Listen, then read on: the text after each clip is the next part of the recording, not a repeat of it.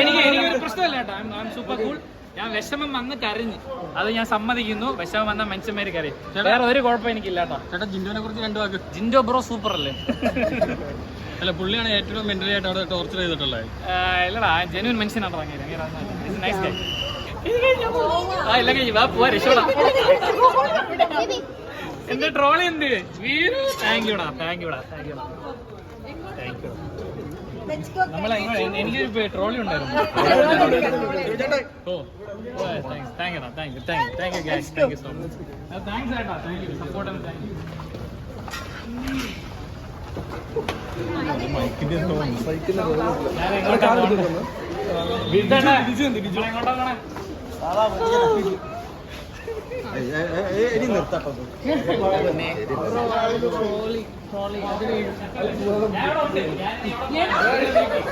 പതൊക്കെ എവിടെയെങ്കിലൊക്കെ ഇരുന്ന് സംസാരിക്കും.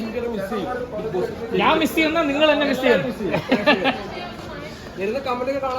ഇല്ലടാ, ഞാൻ ഒന്നും, എനിക്ക് വരുന്നതിന് അരമണിക്കൂർ പിന്നെ ഫോൺ കിട്ടി. ഞാൻ ഒന്നും കണ്ടില്ല. ഇനി സമാധാനമായിട്ട് പോയിരുന്നു വേണം എല്ലാം ഒന്ന് കാണാൻ. എല്ലാരോടും പറയണത് പോരുത്.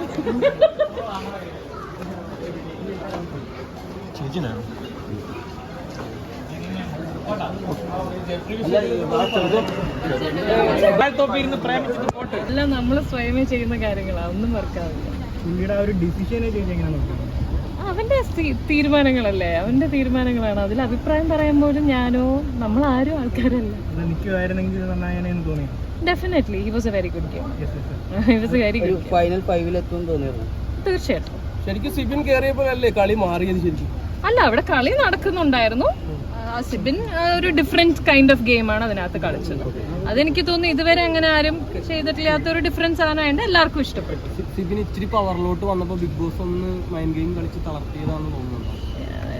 No comments bro. അപ്പൊ ശരി, ആർക്ക് എനിക്ക് തോന്നുന്നില്ല. അവർ ഇന്നലെ അങ്ങനെയല്ലേ അനൗൺസ് ചെയ്തത്. എന്നേക്കുമായി വിട പറഞ്ഞു എന്ന് പറയുന്ന കണ്ടസ്റ്റൻസിനെ സാധാരണ തിരിച്ചു കയറ്റാറില്ല എന്നാണ് എന്റെ ഒരു അറിവ്. അപ്പൊ എന്റെ പൊന്നളിയോ, അയ്യോ ഇല്ല, അല്ല എന്നെന്തിനാ വിളിക്കണേ ഫിനാലേക്ക്? ഞാനല്ലല്ലോ കണ്ടസ്റ്റന്റ്. ഓക്കെ, അപ്പൊ okay, bye, thank you guys, bye. കൈയെ എല്ലാവരുടെയും കൈയപ്പ